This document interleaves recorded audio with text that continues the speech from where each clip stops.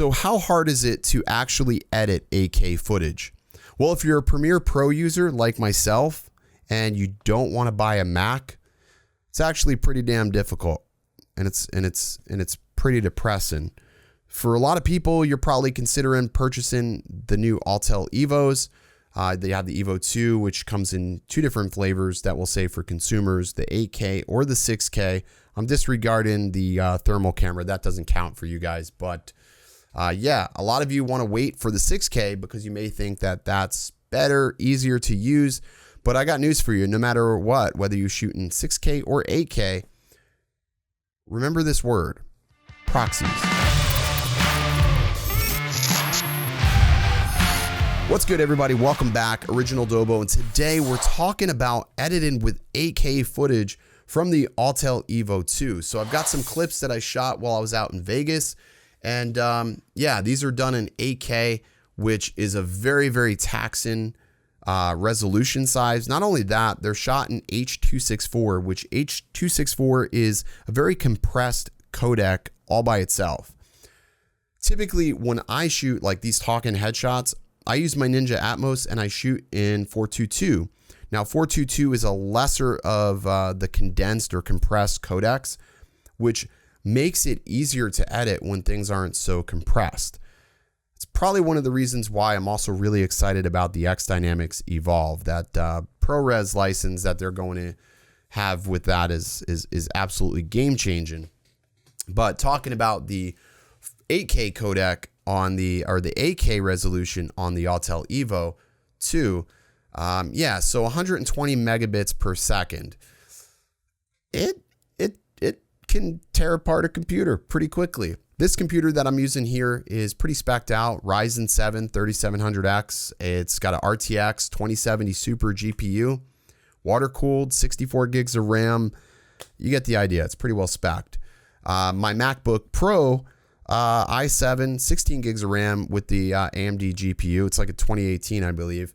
Using Final Cut Pro, I was actually able to load up this 8K footage and scrub through it somewhat reasonably. I did have to let background render do its thing a little bit here and there, but for the most part, that's how I edited this video on the road. Is I used Final Cut Pro, which I really pains me to admit, but I digress. So yeah, if you're going to buy the 8K version of the Autel EVO, you're probably not going to shoot in 8K often, but when you do, there would be very specific reasons as to why you would do that. Now, for instance, this is a clip I have here where there's this helicopter in the background. Now, what I did was I already made some proxies for this. So for instance, if I hit my little toggle here, this is my proxy toggle, I can scrub through this timeline rather swiftly. If I toggle back off of this proxy, you can see it's not quite as fast. It struggles quite a bit, but I'm going to toggle back on the proxy just to make it easier. So here's the shot I did with the helicopter, and you can see I'm pretty close to the helicopter. We were in constant communication, but if I wanted to make this look so much more close, I can go ahead and just scale into this and really make it look like I'm right on top of that helicopter. Now, if I toggle back off the proxy, I'm going to get the full resolution image here. If I toggle back on the proxy, it's going to be a 720p Cineform, which just allows me to edit quicker. But toggling on the proxy, you sort of get the idea behind this, is that 8K is only good for one thing, in my opinion, which is punching in on objects. Because you don't have physical focal lengths, you use resolution to punch in. So I exported out my video in 4K for a couple of reasons. One, this camera, my Sony a6400, is a 4K camera, and if I was to upscale to 8K, well, 8K is 4 times the size of 4K, and I think it would have looked pretty funny. Plus, I'm willing to bet probably most of you don't have an 8K TV. Well, maybe Londonard, because he's got everything. He's got everything. But probably most of you don't have an 8K TV. Probably some of you don't even have a 4K TV or able to even see the pixels of 4K on your phone, right? If you're using an iPhone, you can only see it in 1080p.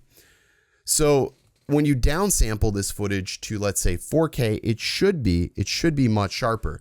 Now, I've heard talk that this footage is not sharper and that the footage is soft.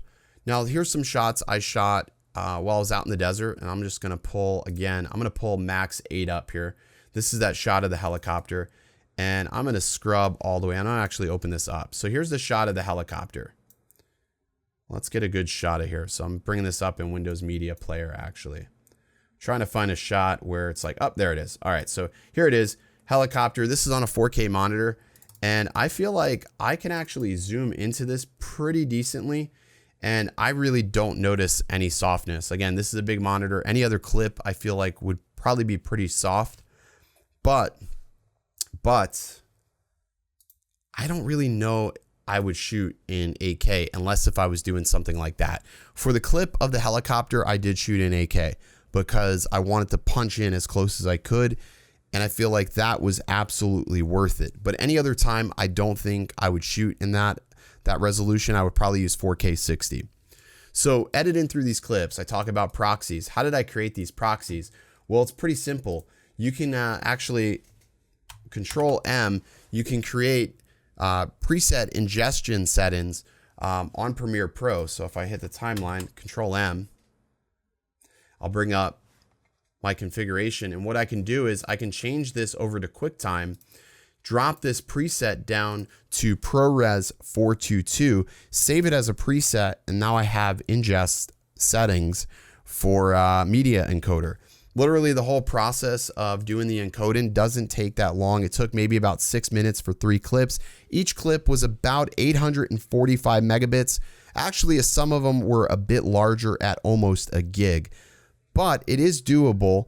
It's just something that you're going to need a little bit of time, and I probably wouldn't recommend it. So whether you get the 6K or the 8K, you're still going to have these extra steps to take when it comes to editing. But I wanted to go ahead and put this video out there so you can actually get an idea of what goes into the workflow when you're dealing with these higher resolutions and sort of the use cases behind shooting at a higher resolution. Is it worth it? Is the trade-off worth it versus, let's say, having the Mavic 2 zoom? I mean, if you factor in everything about the drone and the cost savings from the EVO 2 8K to the 6K, it probably is, but you really are going to have to weigh out the pros and cons. 48 megapixel sensor, 1-inch sensor, 6K versus 8K. I mean, the difference is honestly going to really be negligible, even when you are watching this on a 4K TV. I don't think a lot of you would really be able to discern the different pixels. I'm more about color science. I like the color of the EVO. I feel like the dynamic range is really solid on this drone and this camera sensor. So that's where my favorites go. But let me know what you guys think about this in the comment section below. Hopefully I will have some more content with the EVO relatively soon. But until then, hope everybody has a great week. And as always, stay original.